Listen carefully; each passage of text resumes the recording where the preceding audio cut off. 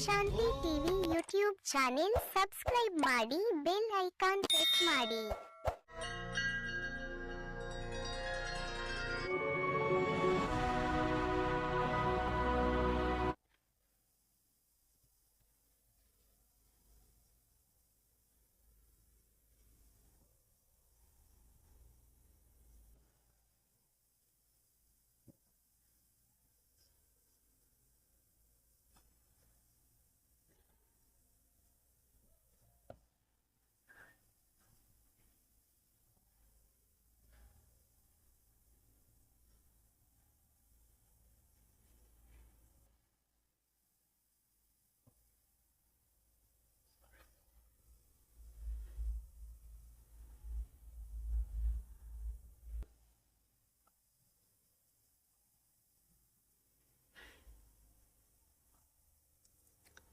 ಓಂ ಶಾಂತಿ.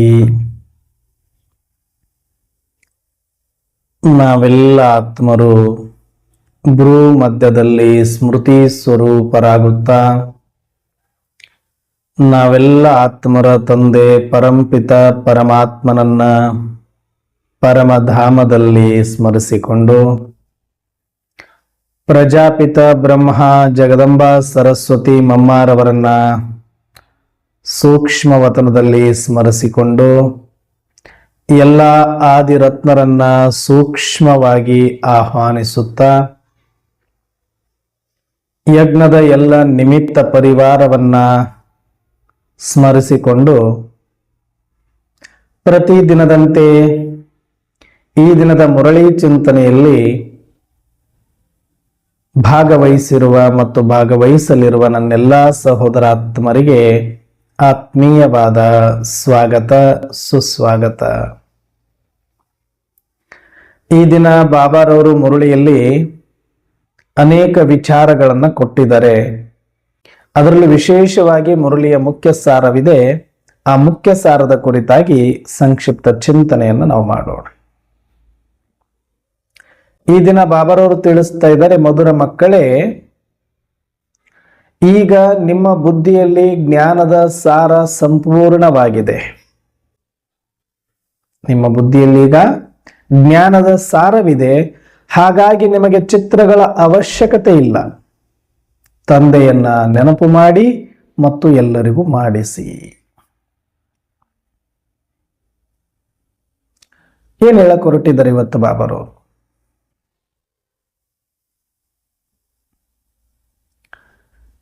ಇಡೀ ಸೃಷ್ಟಿಯ ರಹಸ್ಯ ಏನಿದೆ ಅದು ಸ್ವಯಂನ ಕುರಿತಾಗಿ, ಪರಮಾತ್ಮನ ಕುರಿತಾಗಿ, ಅಥವಾ ಈ ಸೃಷ್ಟಿಯ ನಾಟಕದ ಕುರಿತಾಗಿ ಯಾವ ಒಂದು ರಹಸ್ಯ ಇದೆಯೋ, ತ್ರಿಕಾಲ ಜ್ಞಾನ ಇದೆಯೋ, ಆ ಎಲ್ಲಾ ಜ್ಞಾನವನ್ನು ಪರಮಾತ್ಮ ಈಗ ಹೇಳಿ ಆಗಿದೆ. ಆ ಎಲ್ಲಾ ಜ್ಞಾನವನ್ನು ನೀವು ಕೇಳಿಸಿಕೊಂಡು ಆಗಿದೆ. ಮತ್ತು ಅಷ್ಟೇ ಅಲ್ಲ, ಎಲ್ಲಾ ಜ್ಞಾನವೂ ಕೂಡ ಈಗ ನಿಮ್ಮ ಬುದ್ಧಿಯಲ್ಲಿದೆ.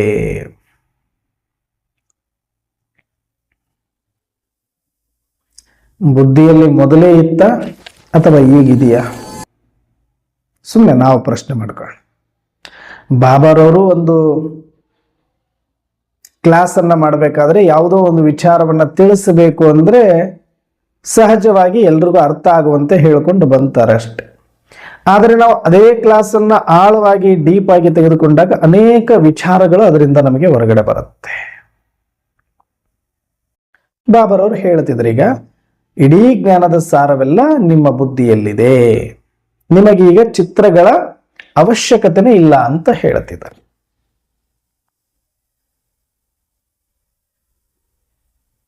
ಹಾಗಿದ್ರೆ ಈ ಜ್ಞಾನ ನಮ್ಮ ಬುದ್ಧಿಯಲ್ಲಿ ಈಗ ಇದೆಯಾ ಅಥವಾ ಮೊದಲೇ ಇತ್ತ? ಒಂದು ಪ್ರಶ್ನೆ ಸುಮ್ಮನೆ.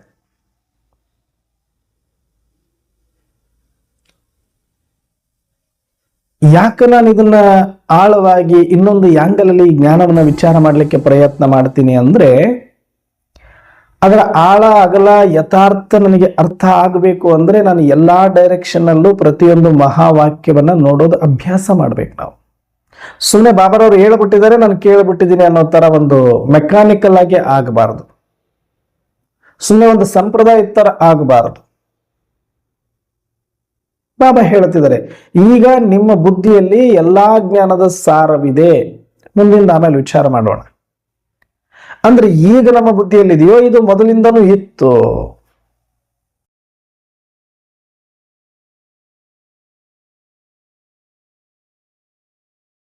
ಏನ್ ಹೇಳ್ತೀರಿ? ಈಗ ಬಾಬಾರವ್ರು ಬಂದು ಕೊಟ್ಟ ಮೇಲೆ ನಮ್ಮ ಬುದ್ಧಿ ಒಳಗೆ ಹೋಗಿದೆ ಅನ್ನೋರು ಅಂತೀರಾ? ಈಗ ನಮಗೆ ಬುದ್ಧಿ ಒಳಗಡೆ ಹಾಕೊಂಡಿವಿ ಅಂತೀರಾ, ಅಥವಾ ಬುದ್ಧಿಯಲ್ಲಿ ಮೊದಲೇ ಇತ್ತು ಅಂತ ಹೇಳ್ತೀರಾ? ಬಾಬಾರವರು ಬುದ್ಧಿಯಲ್ಲಿದೆ ಅಂತ ಹೇಳ್ತಿದ್ದಾರೆ. ಈಗ 100% ಅಕ್ಯುರೇಟ್ ಸತ್ಯ ಅದು. ಈಗ ಬುದ್ಧಿಯಲ್ಲಿದೆ, ಆದ್ರೆ ಇಲ್ಲಿಯ ತನಕ ಇರ್ಲಿಲ್ವಾ ಬುದ್ಧಿಯಲ್ಲಿ ಅಂದ್ರೆ ಇರಲಿಲ್ಲ. ಏನಣ್ಣವ್ರೆ, ಆತ್ಮ ಅವಿನಾಶಿ, ಜ್ಞಾನ ಅವಿನಾಶಿ, ಆತ್ಮದ ಪಾತ್ರ ಅವಿನಾಶಿ. ಹಾಗಿದ್ದ ಮೇಲೆ ಅಣ್ಣವ್ರೆ ಆತ್ಮದಲ್ಲಿನೇ ಇರ್ಬೇಕಲ್ವ ಈ ಜ್ಞಾನ? ಮತ್ತೆ ಈಗಿದೆ ಅಂತ ಯಾಕೆ ಹೇಳ್ಬೇಕು ನಾವು? ಮೊದಲಿದ್ದನು ಇತ್ತಲ್ವಾ?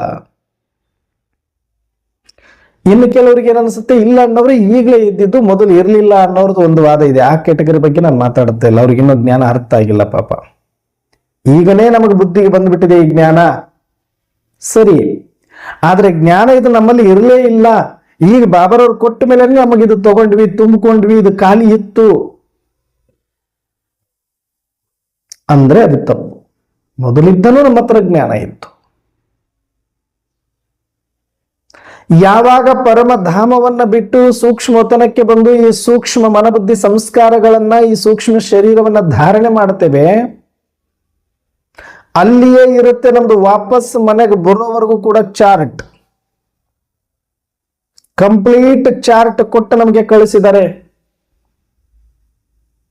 ಉದಾಹರಣೆಗೆ ನಾನು ಒಂದು ಈ ಟ್ರಾನ್ಸ್ಪೋರ್ಟ್ ಡಿಪಾರ್ಟ್ಮೆಂಟ್ ಅಲ್ಲಿ ಡ್ಯೂಟಿ ಮಾಡಿರೋದ್ರಿಂದ ಒಂದು ಅನುಭವ ಇದೆ. ಬಸ್ ಡಿಪೋಗಳಲ್ಲಿ ಬಸ್ಗಳು ಇರುತ್ತೆ, ಬೆಳಿಗ್ಗೆ ಹೋಗುತ್ತೆ ಅಂತ ಇಟ್ಕೊಳ್ಳೋಣ. ರಾತ್ರಿ ಎಲ್ಲ ಅದನ್ನ ವಾಶ್ ಮಾಡಿ ಒಂದಷ್ಟು ರೀಚೆಕ್ಕಿಂಗ್ ಮಾಡಿ ಅದಕ್ಕೆಲ್ಲ ಫ್ಯೂಲ್ಗಳನ್ನ ತುಂಬಿಸಿ ನೀಟಾಗಿ ಎಲ್ಲ ಕಂಡೀಷನ್ ಚೆಕ್ ಮಾಡಿಕೊಂಡು ಗೇಟ್ ಹತ್ರ ತಂದು ನಿಲ್ಲಿಸ್ತಾರೆ. ಯಾರು? ಮೆಕ್ಯಾನಿಕ್ಸ್. ಡ್ರೈವರ್ ಏನ್ ಮಾಡ್ತಾನೆ, ಬೆಳಿಗ್ಗೆ ಬರ್ತಾನೆ,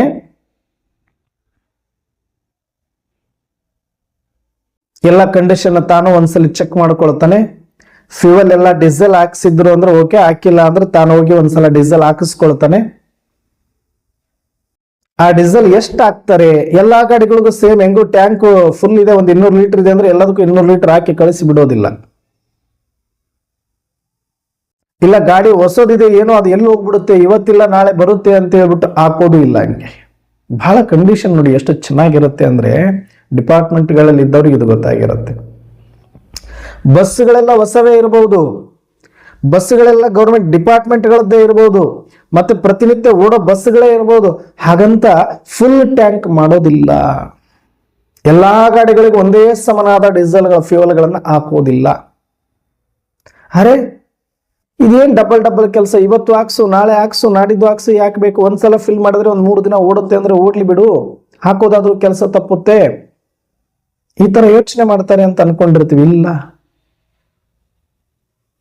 ಆ ಬಸ್ಸು, ಆ ಡ್ರೈವರ್, ಅವರಿಬ್ಬರಿಗೊಂದು ರೂಟ್ ಮ್ಯಾಪ್ ಇದೆ. ಬಸ್ಸಿಗೂ ಡ್ರೈವರ್ಗೂ ಕಂಡಕ್ಟರ್ಗೂ ಒಂದು ರೂಟ್ ಮ್ಯಾಪ್ ಅಂತ ಕೊಡುತ್ತಾರೆ, ಅವತ್ತಿನ ಚಾರ್ಟ್. ಬೆಳಿಗ್ಗೆ ಡಿಪೋ ಬಿಟ್ಟಾಗಿನಿಂದ ಅದು ರೈಟ್ ತಗೋಬೇಕಂದ್ರೂ ಅಲ್ಲಿ ಡೈರೆಕ್ಷನ್ ಇರಬೇಕು, ಲೆಫ್ಟ್ ತಗೋಬೇಕಂದ್ರೂ ಡೈರೆಕ್ಷನ್ ಇರಬೇಕು. ಅಂದ್ರೆ ಯಾವ ರೂಟಿನ ಮುಖಾಂತರ ಇದು ಹಾದು ಹೋಗಿ ಎಲ್ಲೆಲ್ಲಿ ಸ್ಟಾಪ್ಗಳನ್ನ ಮಾಡಿ ಎಲ್ಲೆಲ್ಲ ಊರುಗಳನ್ನ ಸುತ್ತಕೊಂಡು ಎಷ್ಟು ಸಮಯಕ್ಕೆ ವಾಪಸ್ ಇಲ್ಲಿ ಇರಬೇಕು ಅನ್ನೋದು ಸಹಿತವಾಗಿ ವಿತ್ ಟೈಮ್ ಸರಿಯಾಗಿ ಅದು ಚಾರ್ಟ್ ರೆಡಿಯಾಗಿರುತ್ತೆ. ಬಸ್ ಅದೇ ಇರ್ಬೋದು, ಡ್ರೈವರ್ ಅವರೇ ಇರ್ಬೋದು, ಚಾರ್ಟ್ ಚೇಂಜ್ ಆಯ್ತು, ರೂಟ್ ನಾಳೆ ಇದೇ ಕೊಡ್ಬೇಕಂತ ಏನಿಲ್ಲ ನಿಯಮ. ಇವತ್ತು ಮೈಸೂರು ಕೊಡ್ಬೋದು, ನಾಳೆ ಶಿವಮೊಗ್ಗ ಕೊಡ್ಬೋದು, ನಾಡದ ಬೀದರ್ ಕೊಡ್ಬೋದು. ಬೆಂಗಳೂರಿಂದ ಹೇಳ್ತಾ ಇರೋದು ನಾನು. ಇಲ್ಲ ಲೋಕಲ್ ಬಸ್ಗಳು BMTC ಆಗಿತ್ತಂದ್ರೆ ಅಲ್ಲಿ ರೂಟ್ಗಳು ಬೇರೆ ಬೇರೆ ಕೊಡ್ಬೋದು. ಒಂದು ಯಲಹಂಕ ಕಡೆ ಕೊಡ್ಬೋದು, ಒಂದು ದೇವನಹಳ್ಳಿ ಕಡೆ ಕೊಡ್ಬೋದು, ಒಂದು ವಿಜಯನಗರ ಕಡೆ ಕೊಡ್ಬೋದು, ಒಂದು ವೈಟ್ ಫೀಲ್ಡ್ ಕಡೆ ಕೊಡ್ಬೋದು. ಮತ್ ಆ ಡಿಪೋದ ಏರಿಯಾದಲ್ಲಿ ಮಾತ್ರ ಓಡಾಡ್ಬೇಕು, ಹಂಗಂತ ಹೆಂಗಂದ್ರಂಗೆ ಓಡಾಡ್ಲಿಕ್ಕಿಲ್ಲ ಅವಕಾಶ. ಹಾಗೆ ಆ ಬಸ್ಸು ಆ ಡ್ರೈವರ್ ಅವರೇ ಇದ್ರು ಕೂಡ ಫುಲ್ ಟ್ಯಾಂಕ್ ಮಾಡಲ್ಲ. ಯಾಕಂದ್ರೆ ಅದು ಎಷ್ಟು ರೂಟ್ ಓಡುತ್ತೆ ಇವತ್ತು, ಅದಕ್ಕೆ ಎಷ್ಟು ಫ್ಯೂಯಲ್ ಬೇಕಾಗಬಹುದು ಒಂದು ಅಂದಾಜು ಮಾಡಿ ಅಷ್ಟು ಮಾತ್ರನೇ ಅದಕ್ಕೆ ಹಾಕಿರುತ್ತಾರೆ. ಸ್ವಲ್ಪ ಒಂದು 10 ಲೀಟರ್ 15 ಲೀಟರ್ ಒಂದು ಮಾರ್ಜಿನ್ ಅಲ್ಲಿ ಇಟ್ಟಿರ್ತಾರೆ. ಏನೋ ಒಂದು ಲೀಕೇಜ್ ಆಗಿರ್ಲಿ, ಇಲ್ಲ ಇವತ್ತು ಮೈಲೇಜ್ ಕೊಡದೇ ಇರಬಹುದು, ಇಲ್ಲ ಏನಾದ್ರು ಟ್ರಾಫಿಕ್ ಜಾಮ್ ಆಗ್ಬೋದು ಅನ್ನೋದಕ್ಕೆ ಒಂದಷ್ಟು ಇಟ್ಟಿರ್ತಾರೆ. ಬಿಟ್ಟರೆ ಎಕ್ಸ್ಟ್ರಾ 50 ಲೀಟರ್ ಗಟ್ಲೆ 100 ಲೀಟರ್ ಗಟ್ಲೆ ಎಕ್ಸ್ಟ್ರಾ ಇರೋದಿಲ್ಲ. ಮತ್ತಷ್ಟೇ ಅಲ್ಲ, ಬಂದ ತಕ್ಷಣನೇ ಒಂದು ಎಲ್ಲಾ ಚಾರ್ಟ್ ಪ್ರಕಾರ ಹೋಗಿ ಬಂದ ಮೇಲೆ ಮತ್ತೆ ಫ್ಯೂಯಲ್ ಚೆಕ್ ಮಾಡ್ತಾರೆ, ಡೀಸೆಲ್ ಚೆಕ್ ಮಾಡ್ತಾರೆ, ಎಷ್ಟು ಉಳಿದಿದೆ, ನಿನ್ನೆ ಇಷ್ಟು ಹಾಕಿದೆ, ಇಷ್ಟಿದೆ ಅಂದ್ರೆ ಎಷ್ಟು ಮೈಲೇಜ್ ತಂದಿದೆ, ಎಷ್ಟು ಕಿಲೋಮೀಟರ್ ಓಡಿಸಿದಾನೆ, ಎಷ್ಟು ಮೈಲೇಜ್ ತಂದಿದ್ದಾನೆ ಅನ್ನುವಂತ ಚೆಕ್ ಮಾಡ್ತಾರೆ. ಮತ್ತೆ ಹೊಸ ಡ್ರೈವರು ಹೊಸ ಗಾಡಿ ಮತ್ತೆ ಇವತ್ತು ಎಷ್ಟು ತರ್ತಾರೆ ಅಂದ್ರೆ ಪ್ರತಿ ದಿನ ಡೈಲಿ ಚೆಕಿಂಗ್. ಇಷ್ಟು ರೂಟಿಗೆ ಈ ಬಸ್ಸು ಇಷ್ಟು ಕಿಲೋಮೀಟರ್, ಈ ಡ್ರೈವರ್ ಇಷ್ಟೇ ಡೀಸೆಲ್ ಅಲ್ಲಿ ಓಡಿಸಿದ್ದಾನೆ. ಕಡಿಮೆ ಡೀಸೆಲ್ ಅಲ್ಲಿ ಓಡಿಸುವಂತ ಡ್ರೈವರ್ ಎಕ್ಸ್ಪರ್ಟ್ ಡ್ರೈವರ್ ಅಂತ ಅವರಿಗೆ ಅವಾರ್ಡ್ಗಳು ಕೊಡ್ತಾರೆ. ಯಾಕಿದನ್ನ ಹೇಳ್ತಾ ಇದ್ದೀನಿ ಅಂದ್ರೆ, ಒಂದು ಡಿಪೋದಲ್ಲಿನೇ ಇರುವಂತ ಬಸ್ಸು ಡ್ರೈವರು ಅದೇ ಡಿಪಾರ್ಟ್ಮೆಂಟ್ನವರಾಗಿದ್ರು ಕೂಡ, ದಿನಾಲೂ ಅದೇ ಡ್ಯೂಟಿ ಮಾಡ್ತಾ ಇದ್ರು ಕೂಡ ಎಕ್ಸ್ಟ್ರಾ ಯಾವುದು ಕೂಡ ಅಲ್ಲ. ಅವತ್ತಿನ ದಿನಕ್ಕೆ ಎಷ್ಟು ಬೇಕಷ್ಟು ಚಾರ್ಟ್ ಹಾಕಿ ಕಳಿಸಿರ್ತಾರೆ. ಡ್ರೈವರ್ಗೂ ಇದೇ ರೂಟ್ ಅಂತ ಕಂಟಿನ್ಯೂ ಇಲ್ಲ, ಬಸ್ಗೂ ಇದೇ ರೂಟ್ ಅಂತ ಕಂಟಿನ್ಯೂ ಇಲ್ಲ. ಅವತ್ತು ಏನ್ ಚಾರ್ಟ್ ಕೊಡ್ತಾರೆ ಬೋರ್ಡ್ ಹಾಕೋಬೇಕು, ಹೋಗ್ಬೇಕು. ಡ್ರೈವರ್ ಕೂತಿರ್ತಾನೆ ನಿಜ, ಬಸ್ ಆತನ ಕಂಟ್ರೋಲ್ ಅಲ್ಲಿ ಇರುತ್ತೆ ನಿಜ, ಅಷ್ಟು ಜನಗಳ ಜೀವ ಆತನ ಕೈಯಲ್ಲಿ ಇರುತ್ತೆ ನಿಜ, ಆದ್ರೆ ತನಗ ಮನಸ್ಸು ಇಚ್ಛೆ ಬಂದಂಗೆ ಓಡಿಸೋದಿಲ್ಲ. ಚಾರ್ಟ್ ಕೊಟ್ಟು ಕಳಿಸಿರ್ತಾರೆ ಬೆಳಿಗ್ಗೆ, ಆ ಚಾರ್ಟ್ ಮುಖಾಂತರ ಆದಿ ಹಿಡ್ಕೊಂಡೇ ಹೋಗ್ಬೇಕೆ ಹೊರತಾಗಿ ತನ್ನ ಎಲ್ಲಿ ಬೇಕಲ್ಲಿ ಹೋಗ್ಲಿಕ್ಕೆ ಅವಕಾಶ ಡ್ರೈವರ್ಗೆ ಸ್ವತಃ ಇರೋದಿಲ್ಲ. ಹೇಗೋ ಹಾಗೆ ನಾವು ಪರಮಧಾಮದಿಂದ ಈ ಸೃಷ್ಟಿ ನಾಟಕಕ್ಕೆ ಪಾತ್ರ ಮಾಡ್ಲಿಕ್ಕೆ ಬಂದಿದ್ರು ಕೂಡ, ನಾವು ಸರ್ವಶಕ್ತಿವಂತನ ಮಕ್ಕಳೇ ಇದ್ರು ಕೂಡ ನಮಗ್ ಬೇಕಾದಂಗ ನಾವು ಯಾವ ರೂಟಲ್ಲಿ ಬೇಕು ಆ ರೂಟಲ್ಲಿ ಹೆಂಗ್ ಬೇಕಂಗೆ ಎದ್ವಾ ತದ್ವಾ ಓಡಿಸ್ಲಿಕ್ಕಿಲ್ಲ ಅವಕಾಶ ನಮಗೆ ಯಾರಿಗೂ ಇಲ್ಲ. ನಮಗೂ ಚಾರ್ಟ್ ಕೊಟ್ಟು ಕಳಿಸಿದ್ದಾರೆ. ಎಲ್ಲಿ? ಸೂಕ್ಷ್ಮವತನದಲ್ಲಿ. ಅಲ್ಲಿಂದ ಸ್ಟಾರ್ಟ್ ಆಗುತ್ತೆ ನಮ್ಮ ಪಾರ್ಟ್. ಡ್ಯೂಟಿಗೆ ಜಾಯ್ನ್ ಆಗೋದೇ ನಾವು ಸೂಕ್ಷ್ಮತನಕ್ಕೆ ಬಂದ ಮೇಲೆ. ಅಣ್ಣವರೇ ಸಂಗಮಯುಗದಲ್ಲಿ ಮಾತ್ರ ಇರುತ್ತಂತೆ, ಮೊದ್ಲು ಇರಲ್ವಂತೆ. ಅದನ್ನ ಆಮೇಲೆ ಡೀಪ್ ಆಗಿ ಒಂದ್ಸಲಿ ಕ್ಲಾಸ್ ಮಾಡೋಣ ಬೇಕಾದ್ರೆ. ಯಾಕಂದ್ರೆ ಇರುವಂತ ಪ್ರತಿಯೊಂದು ಆತ್ಮರು, ಇಲ್ಲಿ ಯಾರೆಲ್ಲ ಜೀವಾತ್ಮರು ಇದೀವಿ ಎಲ್ಲರೊಳಗಡೆ ಸೂಕ್ಷ್ಮ ಶರೀರ ಇದೆ ಅಂದ ಮೇಲೆ ಎಲ್ಲಿಂದ ಬಂತು ಇದು? ಇಲ್ಲಿ ಸ್ಥೂಲ ಪ್ರಪಂಚದಲ್ಲಿ ಕ್ರಿಯೇಟ್ ಆಯಿತು ಅಥವಾ ಪರಮಧಾಮದಿಂದ ತಗೊಂಡು ಬಂದ್ರು? ಸೂಕ್ಷ್ಮತನ ಇಲ್ಲ ಅಂದ್ರೆ ಸೂಕ್ಷ್ಮ ಶರೀರ ಎಲ್ಲಿಂದ ಬರುತ್ತೆ? ಮತ್ತೆ ಬಹಳ ಜನಕ್ಕೆ ಇದು ಒಂದಷ್ಟು ಕನ್ಫ್ಯೂಸ್ಗಳಿದೆ, ಗೊತ್ತಿಲ್ಲ ಪಾಪ. ಪರಮಧಾಮ ನಿರಾಕಾರಧಾಮ ಅಂದ್ರೆ ಅದು ನಿರಾಕಾರಕ್ಕೆ ಮಾತ್ರ ಸಂಬಂಧಪಟ್ಟಿದ್ದು, ಸೂಕ್ಷ್ಮ ಅಂದ್ರೆ ಅದು ಸೂಕ್ಷ್ಮಕ್ಕೆ ಮಾತ್ರ ಸಂಬಂಧಪಟ್ಟಿದ್ದು, ಸ್ಥೂಲ ಅಂದ್ರೆ ಇದು ಸ್ಥೂಲಕ್ಕೆ ಮಾತ್ರ ಸಂಬಂಧಪಟ್ಟಿದ್ದು. ಈ ಮೂರು ಲೋಕಗಳ ಕರ್ತವ್ಯಗಳು ಬೇರೆ ಬೇರೆಯಾಗಿದೆ. ನಿರಾಕಾರ ಲೋಕದಲ್ಲಿ ನಾನು ನಿರಾಕಾರ ಆತ್ಮ ಪರಮಾತ್ಮನಿಗೆ ಮಾತ್ರ ಅವಕಾಶ, ಅಲ್ಲಿ ನಿರಾಕಾರ ಗುಣಗಳು, ನಿರಾಕಾರ ಶಕ್ತಿ, ನಿರಾಕಾರ ಧರ್ಮ ಮಾತ್ರ ನಮ್ದಿರುತ್ತೆ. ಸೂಕ್ಷ್ಮಕ್ಕೂ ನಿರಾಕಾರಕ್ಕೂ ಸಂಬಂಧವಿಲ್ಲ. ಅದೇ ಡಿಪಾರ್ಟ್ಮೆಂಟ್ ಬೇರೆ, ಇದೇ ಡಿಪಾರ್ಟ್ಮೆಂಟ್ ಬೇರೆ. ಸೂಕ್ಷ್ಮ ಅಂತ ಬಂದಾಗ ಅಲ್ಲಿ ಸೂಕ್ಷ್ಮ ಶರೀರ, ಸೂಕ್ಷ್ಮ ಇಂದ್ರಿಯಗಳು, ಮನ ಬುದ್ಧಿ ಸಂಸ್ಕಾರ, ಅದೇ ಚಾರ್ಟ್.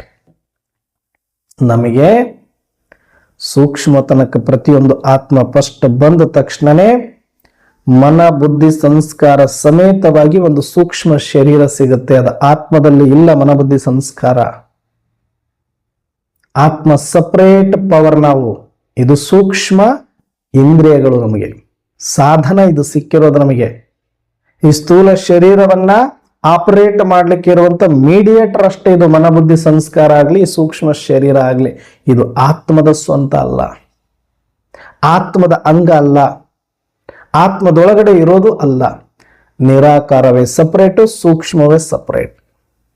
ಆದ್ರೆ ಅಲ್ಲಿಂದ ಕ್ಯಾರಿ ಮಾಡ್ಕೊಂಡು ಬಂದಿರೋದ್ರಿಂದ ಈ ಸ್ಥೂಲ ಪ್ರಪಂಚದಲ್ಲಿ ಪ್ರವೇಶ ಆಗೋದಕ್ಕಿಂತ ಮುಂಚೆನೆ ಆತ್ಮದ ಜೊತೆಗಿರೋದ್ರಿಂದ ಅದನ್ನ ಆತ್ಮದಲ್ಲಿದೆ, ಆತ್ಮದಲ್ಲಿದೆ, ಆತ್ಮದ ಜೊತೆಗಿದೆ ಅಂತ ಹೇಳಿಕೊಂಡು ಬಂದಿದ್ದಾರೆ. ಬಿಟ್ರೆ ಯಥಾರ್ಥವಾಗಿ ಜ್ಞಾನವನ್ನು ಅರ್ಥ ಮಾಡ್ಕೊಳ್ಬೇಕು ಅಂದ್ರೆ ನಿರಾಕಾರ ಧಾಮದಿಂದ ನನ್ನ ಆತ್ಮ ಮಾತ್ರನೇ ಬರೋದು. ಸೂಕ್ಷ್ಮತನದಲ್ಲಿ ಸೂಕ್ಷ್ಮ ಶರೀರ, ಈ ಸೂಕ್ಷ್ಮ ಇಂದ್ರಿಯಗಳು, ಮನ ಬುದ್ಧಿ ಸಂಸ್ಕಾರಗಳು ಸಿಕ್ಕುತ್ತೆ. ಅದಕ್ಕೆ ನೋಡಿ ಬಾಬಾ ಬಹಳ ಹುಷಾರು. ಫಸ್ಟ್ ಡೇ ಕೋರ್ಸ್ ಚಾರ್ಟ್ ಅಲ್ಲಿಯೂ ಕೂಡ ನಿರಾಕಾರ ಆತ್ಮ ಸಪರೇಟ್ ಆಗಿ ಇಟ್ಟಿದ್ದಾರೆ, ಮನ ಬುದ್ಧಿ ಸಂಸ್ಕಾರ ಸಪರೇಟ್ ಆಗಿ ಇಟ್ಟಿದ್ದಾರೆ. ಸೂಕ್ಷ್ಮ ಇಂದ್ರಿಯಗಳಂತ ಕರೀತಾರೆ, ನಿರಾಕಾರ ಇಂದ್ರಿಯಗಳಂತ ಕರೆಯೋದಿಲ್ಲ ಇದಕ್ಕೆ. ಒಂದ್ ವೇಳೆ ಆತ್ಮದಲ್ಲೇ ಇದ್ದಿದ್ರೆ ಆತ್ಮದೊಳಗಡೆನೆ 3 ಪಾಯಿಂಟ್ಗಳನ್ನಿಟ್ಟು ಅಲ್ಲೇನೆ ಮನ ಬುದ್ಧಿ ಸಂಸ್ಕಾರ ಅಂತ ತೋರಿಸ್ತಿದ್ರು. ದೇಹದಲ್ಲಿ ಇಷ್ಟೆಲ್ಲ ಅಂಗಗಳಿದ್ರು ಕೂಡ ಸ್ಥೂಲ ಕರ್ಮೇಂದ್ರಿಯ, ಸ್ಥೂಲ ಪಂಚೇಂದ್ರಿಯ ಅಂತ ಸ್ಥೂಲ ಅಂತ ಹಚ್ಚಿಬಿಟ್ಟು ಈ ದೇಹದೊಳಗಡೆನೆ ಎಲ್ಲಾ ಮಾರ್ಕ್ ಮಾಡಿ ಬರಿತೀವಿ ಅಂದ್ರೆ 108 ಇದ್ರು ಬರೆಯಕ್ಕಾಗತ್ತೆ. ಅಂದ್ರೆ ಒಂದು ಆತ್ಮದಲ್ಲಿ 3 ಇಂದ್ರಿಯ ಇದ್ರೆ ಯಾಕೆ ಬರೆಯಕ್ ಆಗ್ತಿರ್ಲಿಲ್ಲ? 3 ಚುಕ್ಕಿ ಇಟ್ಟುಬಿಟ್ಟು ಇದು ಮನಸ್ಸು, ಇದು ಬುದ್ಧಿ, ಇದು ಸಂಸ್ಕಾರ ಅಂತ ಆತ್ಮದೊಳಗಡೆನೆ ತೋರಿಸ್ಬಿಡ್ಬೋದಾಗಿತ್ತು. ಆತ್ಮಕ್ಕೆ ಸಂಬಂಧಪಟ್ಟಿದ್ದಲ್ವೇ ಅಲ್ಲ ಅದು. ಅದ್ರದ್ದು ರಹಸ್ಯ ಗೊತ್ತಾದ್ರೆ ಎಂಟೈರ್ ಡ್ರಾಮಾದ ರಹಸ್ಯ ಗೊತ್ತಾಗ್ಬಿಡುತ್ತಂತ ಅದನ್ನು ಸ್ವಲ್ಪ ಮರೆಮಾಚಲೇಬೇಕು ಸೂಕ್ಷ್ಮವನ್ನ. ಹಾಗಾಗಿ ಅದನ್ನ ಯಾರು ಆಳವಾಗಿ ಅದನ್ನ ನೋಡ್ಬೇಕು ಅಂತ ಹೋಗ್ತಾರೆ ಅವರಿಗೆ ಮಾತ್ರ ಈ ಸೂಕ್ಷ್ಮತೆಗಳು ಗೊತ್ತಾಗತ್ತೆ. ಮನಬುದ್ಧಿ ಸಂಸ್ಕಾರ ನಮಗೆ ಅಲ್ಲಿಂದ ಮನೆಯಿಂದ ಸಿಕ್ಕಿರೋದು. ಆ ಸಂಸ್ಕಾರದೊಳಗಡೆ ನೀನ್ ಇಲ್ಲಿಂದ ಹೋದ ತಕ್ಷಣನೇ ಯಾರ ಶರೀರದೊಳಗಡೆ, ಯಾವ ತಾಯಿಯ ಗರ್ಭದೊಳಗಡೆ ಪ್ರವೇಶ ಮಾಡಬೇಕು, ಅಲ್ಲಿಂದ ಹೆಣ್ಣಾಗಿ ಗಂಡಾಗಿ ಏನಾಗಿ ಪಾತ್ರ ಮಾಡಬೇಕು, ಎಷ್ಟು ಜನ್ಮಗಳು ಪಾತ್ರ ಮಾಡಬೇಕು, ಎಷ್ಟೆಷ್ಟು ಜನ್ಮಗಳು ಯಾವಾಗ ಮುಗಿಸ್ಕೊಳ್ಬೇಕು, ಯಾರ್ಯಾರ ಜೊತೆ ಸಂಬಂಧ ಇಟ್ಕೊಳ್ಬೇಕು, ವ್ಯವಹಾರ ಮಾಡ್ಬೇಕು, ಪ್ರತಿಯೊಂದು ಪಾತ್ರದ ಸ್ಕ್ರಿಪ್ಟ್ 5000 ವರ್ಷದ ಸ್ಕ್ರಿಪ್ಟ್ ಚಾರ್ಟ್ ನಮ್ಮ ಸಂಸ್ಕಾರದಲ್ಲಿ ಇದೆ. ಆತ್ಮ ಅವಿನಾಶಿ, ಜ್ಞಾನ ಅವಿನಾಶಿ, ಸ್ಮೃತಿ ಅವಿನಾಶಿ, ಸಂಸ್ಕಾರವು ಅವಿನಾಶಿ, ಪಾತ್ರವು ಅವಿನಾಶಿ. ಯಾಕಂದ್ರೆ ಇದು ಒಂದು ಜನ್ಮಕ್ಕಲ್ಲ, ಜನ್ಮಾಂತರದಿಂದ ಈ ಸಂಸ್ಕಾರದೊಳಗಡೆ ಏನಿದೆಯೋ ಅದೆಲ್ಲ ಬರ್ತಾ ಇದೆ. ಅದಕ್ಕೆ ನಾವು ಯಾರಿಗಾದ್ರೂ ಹೇಳ್ಬೇಕಾದ್ರೆ, ನೋಡ್ರಿ ಆ ಮಕ್ಕಳ ಸಂಸ್ಕಾರ ಸರಿ ಇಲ್ಲ, ನೋಡ್ರಿ ಆ ಮಕ್ಕಳಿಗೆ ಎಷ್ಟು ಒಳ್ಳೆ ಸಂಸ್ಕಾರ ಕೊಟ್ಟಿದ್ದಾರೆ, ಸಂಸ್ಕಾರ ಅಂತಾನೆ ಮಾತಾಡುತ್ತೀವಿ ನಾವು. ಎಲ್ಲೋ ಒಂದು ಕಡೆ ಬುದ್ಧಿ ಸರಿ ಇಲ್ಲ ಅಂತ ಬಳಸ್ತೀವಿ ಬಿಟ್ರೆ ಮ್ಯಾಕ್ಸಿಮಮ್ ಬಳಸೋದು ಸಂಸ್ಕಾರ. ಅಂದ್ರೆ ಎಂಟೈರ್ ವ್ಯಕ್ತಿತ್ವ. ಬುದ್ಧಿ ಬಳಸೋದು ಆ ಕ್ಷಣದ ಸಂದರ್ಭದಲ್ಲಿ ಎಲ್ಲಿಟ್ಟಿದ್ದೇನೆ ಬುದ್ಧಿ ಅಂತ ಹೇಳ್ತೀವಿ ಅಂದ್ರೆ ಆ ಕ್ಷಣಕ್ಕಾಗಿ ಬುದ್ಧಿಯನ್ನು ಬಳಸ್ತಾರೆ. ಆದ್ರೆ ಎಂಟೈರ್ ವ್ಯಕ್ತಿತ್ವ ಅಂತ ಗುರುತಿಸ್ಬೇಕಂದ್ರೆ ಸಂಸ್ಕಾರ ಅಂತ ಬಳಸ್ತೀವಿ. ಅದಕ್ಕೆ ನಾನು ಆತ್ಮನಿಗೆ ಯಾವ ಪಾತ್ರವನ್ನ ಮಾಡಬೇಕು ಅನ್ನುವಂಥದ್ದು ನನ್ನ ಸಂಸ್ಕಾರದಲ್ಲಿ ಆಲ್ರೆಡಿ ರೆಕಾರ್ಡೆಡ್. ಅದನ್ನು ತುಂಬೋದು ಅಥವಾ ಅಳಿಸೋದು ಯಾರ ಕೈಯಿಂದನೂ ಸಾಧ್ಯ ಇಲ್ಲ. ಅದು ಇತ್ತು, ಮುಂಚೆಯಿಂದನೂ ಇದೆ. ಸತ್ಯ, ತ್ರೇತ, ದ್ವಾಪರ, ಕಲಿಯುಗದ ಅಂತಿಮದವರೆಗೂ ಕೂಡ ಸಂಸ್ಕಾರದೊಳಗಡೆ ಈ ಜ್ಞಾನ ಇತ್ತು. ಯಾವುದು ಯಾವಾಗ ಈಗ ಬಂದು ಏನು ಪರಮಾತ್ಮ ಕೊಡ್ತಾ ಇದ್ದಾರೆ ಈ ಜ್ಞಾನ, ಇದೆಲ್ಲವೂ ಕೂಡ ಮೊದಲು ಈ ಸಂಸ್ಕಾರದಲ್ಲಿತ್ತು. ಆದ್ರೆ ಬಾಬಾ ಹೇಳ್ತಾರೆ ನೋಡಿ, ಈ ಎಲ್ಲಾ ಜ್ಞಾನದ ಸಾರ ಈಗ ನಿಮ್ಮ ಬುದ್ಧಿಯಲ್ಲಿದೆ ಅಂತ. ಸಂಸ್ಕಾರದಲ್ಲಿತ್ತು, ಆದ್ರೆ ಬುದ್ಧಿಗೆ ರಿಲೀಸ್ ಆಗಿರ್ಲಿಲ್ಲ. ಅದು ಬುದ್ಧಿಯಲ್ಲಿ ಬಂದ ಮೇಲೆ ಅದು ಸಂಕಲ್ಪ, ಅದು ಕರ್ಮದಲ್ಲಿ ಬರುತ್ತೆ ಹೊರತಾಗಿ ಬುದ್ಧಿಯಲ್ಲಿ ಬರಲಿಲ್ಲ. ಗುಪ್ತವಾಗಿ ಸುಪ್ತವಾಗಿ ಸಂಸ್ಕಾರದಲ್ಲಿ ಅಡಗಿತ್ತು. ಅದು ಅವಿನಾಶಿಯಾಗಿದೆ. ಬಾಬಾ ಬಂದು ಜ್ಞಾನದ ಮುಖಾಂತರ ಆ ಸಂಸ್ಕಾರದಲ್ಲಿರುವಂತಹ ಜ್ಞಾನವನ್ನ ಇಮರ್ಜ್ ಮಾಡಿಸ್ತಾರೆ. ಇಮರ್ಜ್ ಆದ್ಮೇಲೆ ಅದು ಫ್ಲೋ ಆಗಿ ಎಲ್ಲಿಗೆ ಬರುತ್ತೆ ಅಂದ್ರೆ ಬುದ್ಧಿಗೆ ಬರುತ್ತೆ. ಆ ಬುದ್ಧಿ ಆ ಜ್ಞಾನವನ್ನ ತನ್ನ ಶಕ್ತಿ ಅನುಸಾರ, ಪಾತ್ರ ಅನುಸಾರ ಅದನ್ನ ಬಳಸ್ಕೊಳ್ತಾ ಹೋಗುತ್ತೆ, ತನ್ನ ಸಂಸ್ಕಾರದ ಅನುಸಾರ ಬಳಸ್ಕೊಳ್ಳುತ್ತೆ. ಬುದ್ಧಿಯಲ್ಲಿ ಬಂದಿದ್ದೀಗ ಸಂಸ್ಕಾರದಲ್ಲಿ ಇತ್ತು. ಇದನ್ನ ಅರ್ಥ ಮಾಡ್ಕೊಳ್ಬೇಕು. ಅದಕ್ಕೆ ಬುದ್ಧಿಯ ಜೋಳಿಗೆಯನ್ನು ತುಂಬಿಸ್ತೀನಿ ಅಂತಾರೆ. ಬುದ್ಧಿ ಇಲ್ಲಿ ತನಕ ಯದ್ವಾ ತದ್ವದ್ದೆಲ್ಲ ತುಂಬ್ಕೊಂಡ್ಬಿಟ್ಟಿದ್ವಿ ನಾವು. ಅಂದ್ರೆ ಪಾತ್ರ ಅನುಸಾರ ಲೌಕಿಕ ಬುದ್ಧಿ ಇತ್ತು, ಕಲಿಯುಗದ ಬುದ್ಧಿ ಇತ್ತು, ವಿಕಾರದ ಬುದ್ಧಿ ಇತ್ತು, ಅವಿವೇಕ ಬುದ್ಧಿ ಇತ್ತು, ಅಜ್ಞಾನ ಬುದ್ಧಿ ಇತ್ತು. ಇದೆಲ್ಲವೂ ಕೂಡ ಬುದ್ಧಿಯಲ್ಲಿ ತುಂಬಿಕೊಂಡಿದ್ವಿ. ಆದ್ರೆ ಈಗ ಬಾಬಾ ಬಂದು ಮಗು ನೀನು ಇದಲ್ಲ ಇದಲ್ಲ ಇದಲ್ಲ ಇದಲ್ಲ ಅಂತೇಳಿ ಒಳಗಡೆ ಯಾವುದು ಮಸ್ತಾಗಿ ರೆಕಾರ್ಡಿನ ಸುಳಿಯಲ್ಲಿ ಸಿಲುಕಿಕೊಂಡಿತ್ತು ಅದು ಇದೇ ಟೈಮಿಗೆ ಬುದ್ಧಿಗೆ ಬರಬೇಕು ಅಂತ ಇತ್ತು. ಅದನ್ನು ಸ್ವಯಂ ಪರಮಾತ್ಮನೇ ಬಂದು ಇಮರ್ಜ್ ಮಾಡಿಸಿ, ಸ್ಮೃತಿ ಕೊಟ್ಟು ಇಮರ್ಜ್ ಮಾಡಿಸಿ ಆ ಬುದ್ಧಿಗೆ ಅದನ್ನ ಫ್ಲೋ ಮಾಡಿಸಬೇಕಾಗಿತ್ತು ಡ್ರಾಮಾನುಸಾರ. ಈಗ ಅದು ಬುದ್ಧಿಗೆ ಬಂದಿದೆ. ಆ ಬುದ್ಧಿಯನ್ನು ಸರಿಯಾಗಿ ಯಾರು ಬಳಸ್ಕೊಳ್ತಾರೆ, ಎಷ್ಟು ಬಳಸ್ಕೊಳ್ತಾರೆ, ಅದು ಅವ್ರವರಿಗೆ ಬಿಟ್ಟಿದ್ದು. ಅದಕ್ಕೆ ಬಾಬಾ ಏನ್ ಹೇಳ್ತಾರೆ, ನಿಮ್ಮ ಬುದ್ಧಿ ತೀಕ್ಷ್ಣವಾಗಿದ್ರೆ, ಸ್ವಚ್ಛವಾಗಿದ್ರೆ ಈ ಜ್ಞಾನವನ್ನ ಸರಿಯಾಗಿ ಬಳಸ್ಕೊಳ್ಳೋದು. ಈಗ ನೋಡಿ, ಒಂದು ನಲ್ಲಿಗೆ ನೀರು ಬಿಡಬಹುದು ನಾವು. ನಲ್ಲಿ ಸ್ವಚ್ಛವಾಗಿದ್ರೆ, ಶುದ್ಧವಾಗಿರೋ ನೀರು ಬಿಟ್ರೆ ಶುದ್ಧವಾಗಿರೋದೇ ತಲುಪುತ್ತೆ.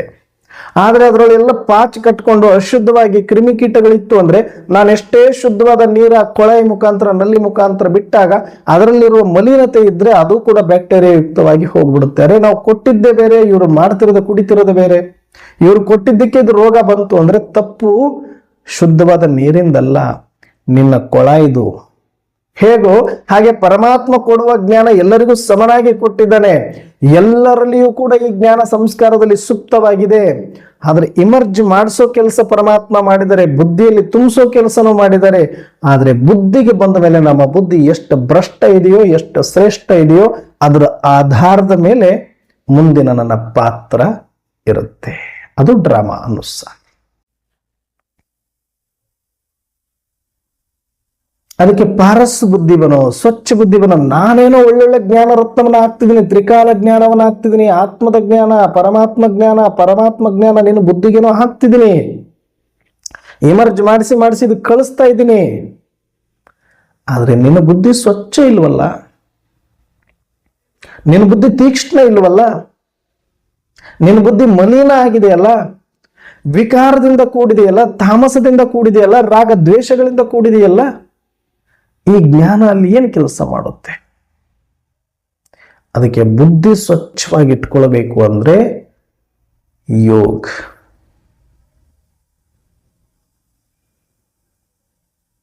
ಯೋಗವನ್ನು ಮಾಡಲೇಬೇಕು. ಆತ್ಮದ ಜೊತೆ ಜೋಡಿಸಿ, ಪರಮಾತ್ಮನ ಜೊತೆ ಜೋಡಿಸಿದಾಗ ಈ ಮನಸ್ಸು ಬುದ್ಧಿಯನ್ನ ಜೋಡಿಸಿ ಅಂತ ಯಾಕೆ ಹೇಳ್ತಾರೆ ಬಾಬಾ ಅಂದ್ರೆ, ನನ್ನ ಸಂಸ್ಕಾರದಲ್ಲಿ ಆಲ್ರೆಡಿ ಇರುವಂತಹ ಅವಿನಾಶಿ ಸತ್ಯ ಜ್ಞಾನ ಅದನ್ನು ಇಮರ್ಜ್ ಮಾಡಿಸಬಹುದು ಬಾಬಾ ಅಷ್ಟೇ. ಆದ್ರೆ ಅದು ಥ್ರೂ ಕೆಲಸ ಮಾಡಬೇಕಾಗಿರೋದು ಮನಬುದ್ಧಿಗಳಿಂದ ಆಗಿರೋದ್ರಿಂದ, ಮನಬುದ್ಧಿಗಳಲ್ಲಿ ಬಂದಿರೋದು ಈ ಕರ್ಮಗಳಲ್ಲಿ ಬರಬೇಕಾಗಿರೋದ್ರಿಂದನೇ ಮೊದಲು ಇವೆರಡು ಕೊಳವೆಗಳು ಶುದ್ಧ ಆಗಬೇಕಾಗತ್ತೆ. ಅದಕ್ಕೆ अपने को आत्मा समझ मुझे भाव को याद करो ಅಂದ್ರೆ ಈ ಮನಸ್ಸು ಬುದ್ಧಿಯನ್ನು ಎಷ್ಟು ಹೊತ್ತು ನಿಮ್ಮ ಆತ್ಮದ ಜೊತೆ ಇಟ್ಕೊಂಡೇ ಇರ್ತೀರಿ, ಯಾವುದರ ಜೊತೆ ಜೋಡಿಸ್ತೀರಿ ಹಂಗಾಗತ್ತೆ ಮನಸ್ಸು ಬುದ್ಧಿ. ಇಲ್ಲಿ ತನಕ ವಿಕಾರಗಳ ಜೊತೆ ಜೋಡಿಸಿದ್ರಿ, ಅಜ್ಞಾನದ ಜೊತೆ ಜೋಡಿಸಿದ್ರಿ, ಭಯದ ಜೊತೆ ಜೋಡಿಸಿದ್ರಿ, ದ್ವೇಷದ ಜೊತೆ ಜೋಡಿಸಿದ್ರಿ, ಆ ತರ ತಾಳಿದೆ ಅದು ಮನಸ್ಸು. ಯದ್ಭಾವಂ ತದ್ ಭವತೆ ಅನ್ನುವಂತೆ ಆಗಿದೆ. ಆದ್ರೆ ಅದೇ ಮನಸ್ಸು ಬುದ್ಧಿಯನ್ನ ಈಗ ನೀವು ಆತ್ಮದ ಜೊತೆ ಜೋಡಿಸ್ಕೊಳ್ಳ್ರಿ. ಏನಿದೆ ಆತ್ಮದಲ್ಲಿ? ಸಚ್ಚಿದಾನಂದ ಸ್ವರೂಪ್ ಆತ್ಮ ನೀವು, ಶಾಂತ ಸ್ವರೂಪ್ ಆತ್ಮ ನೀವು, ಪರಮಾತ್ಮನ ಸಂತಾನ ಆತ್ಮ ನೀವು, ಪರಮಧಾಮ ನಿವಾಸಿ ಆತ್ಮ ನೀವು, ಆದಿ ಯೋಗಿ ನೀವು, ಅವಿನಾಶಿ ನೀವು, ಅಜನ್ಮ ನೀವು, ಅಭೋಕ್ತ ನೀವು, ಅಕಾಯ ನೀವು. ಇದ್ಯಾವುದು ಅಲ್ಲದ್ದು ನೀನು ಆತ್ಮ ಅಂತ ಇಟ್ಕೋ. ಪಾತ್ರನುಸಾರ ಕಾಯ ತಗೊಂಡಿದ್ವಿ, ಭೋಗಿಸಿದ್ವಿ, ಇದು ಬೇರೆ. ಆದ್ರೆ ಆತ್ಮ ಅಂತ ಬಂದಾಗ ನಾನು ಪರಿಶುದ್ಧ ಅನ್ನುವ ಪರಿಕಲ್ಪನೆಯಲ್ಲಿ ಇದ್ದು ಮನಸ್ಸು ಬುದ್ಧಿಗಳನ್ನ ಎಷ್ಟು ಸಾಧ್ಯವಾಗುತ್ತೋ ಶುದ್ಧವಾದದರ ಜೊತೆಗಿಟ್ಟರೆ ಶುದ್ಧವಾಗತ್ತೆ.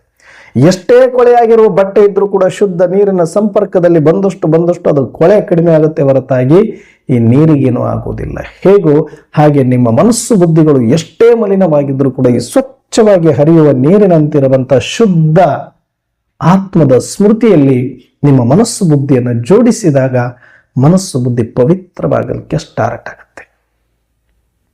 ಅದಕ್ಕೆ ಯೋಗವನ್ನ ಚೆನ್ನಾಗಿ ಮಾಡಿ, ಬುದ್ಧಿ ಯೋಗವನ್ನು ಸರಿಯಾಗಿ ಜೋಡಿಸಿ, ಬುದ್ಧಿ ಲೈನನ್ನ ಕ್ಲಿಯರ್ ಆಗಿ ಇಟ್ಕೊಳ್ಳಿ ಅಂತಾರೆ.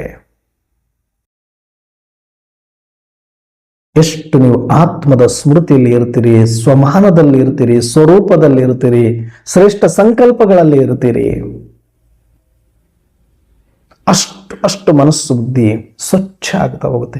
ಸ್ವಚ್ಛ ಆದಾಗ ಪರಮಾತ್ಮ ಎಮರ್ಜ್ ಮಾಡಿರುವ ಈ ಒಂದು ಸಂಸ್ಕಾರದಲ್ಲಿರುವ ಅವಿನಾಶಿ ಸಾರ ಏನಿದೆ, ಜ್ಞಾನ ಏನಿದೆ, ತ್ರಿಕಾಲ ಜ್ಞಾನ ಆ ಬುದ್ಧಿಗೆ ಸ್ಪಷ್ಟವಾಗ್ಲಿಕ್ಕೆ ಆರಂಭ ಆಗುತ್ತೆ. ಬುದ್ಧಿಗೆ ಅರ್ಥ ಆಗ್ಬೇಕು, ಮೊದಲು ಬುದ್ಧಿಗೆ ಸ್ಪಷ್ಟ ಆಗ್ಬೇಕು. ಅದಾದ್ಮೇಲೆ ಸಂಕಲ್ಪಕ್ಕೆ ಬಂದು, ಕರ್ಮಕ್ಕೆ ಬಂದು, ಅದಾದ್ಮೇಲೆ ಸೇವೆಯಲ್ಲಿ, ಧಾರಣೆಯಲ್ಲಿ ನಿಂತ್ಕೊಳ್ಳುತ್ತೆ. ಅದಕ್ಕೆ ಬಾಬಾರವರು ಹೇಳ್ತಾರೆ, ಇವತ್ತು ನಿಮ್ಮ ಬುದ್ಧಿಯಲ್ಲಿ ಎಲ್ಲವೂ ಇದೆ, ಇಮರ್ಜ್ ಮಾಡಿಸ್ಬಿಟ್ಟಿದ್ದೀನಿ. ಈಗ ನಾನು ಆತ್ಮ ಗೊತ್ತು, ಪರಮಾತ್ಮ ಗೊತ್ತು, ಪರಮಧಾಮ ಗೊತ್ತು, ಡ್ರಾಮಾ ಗೊತ್ತು, ವಿನಾಶ ಗೊತ್ತು, ಸ್ಥಾಪನೆ ಗೊತ್ತು, ಸತ್ಯುಗ ಗೊತ್ತು, ಕಲಿಯುಗ ಗೊತ್ತು, ಎಲ್ಲವನ್ನ ಇಮರ್ಜ್ ಮಾಡಿಸ್ಬಿಟ್ಟಿದ್ದೀನಿ. ವಿತ್ ಪಿಕ್ಚರ್ ಸಮೇತ ರಿಯಲೈಸೇಷನ್, ವಿವಲೈಸೇಷನ್ ಆಗ್ಬಿಟ್ಟಿದೆ ನಿಮಗೆ. ಈಗ ನೀವು ಚಿತ್ರ ಹಿಡ್ಕೊಂಡು ಕೂತ್ಕೊಳ್ಳೋ ಅವಶ್ಯಕತೆ ಇಲ್ಲ. ನೀನು ಆತ್ಮ ಅಂತ ಯೋಚನೆ ಮಾಡಕ್ಕೆ ಚಿತ್ರವನ್ನ ಹಿಡ್ಕೊಂಡು ಕೂಡ್ಬೇಕಂತಿಲ್ಲ. ಪರಮಧಾಮದ ಚಿತ್ರವನ್ನ ಇಟ್ಕೊಂಡು ಪರಮಧಾಮ ನೆನಪು ಮಾಡಬೇಕು ಅಂತಿಲ್ಲ. ಪರಮಾತ್ಮನ ಚಿತ್ರ ಬರೆಸಿ ಕೂತ್ಕೊಂಡೇ ಪರಮಾತ್ಮನ ನೆನಪು ಮಾಡಬೇಕು ಅಂತ ಇಲ್ಲ.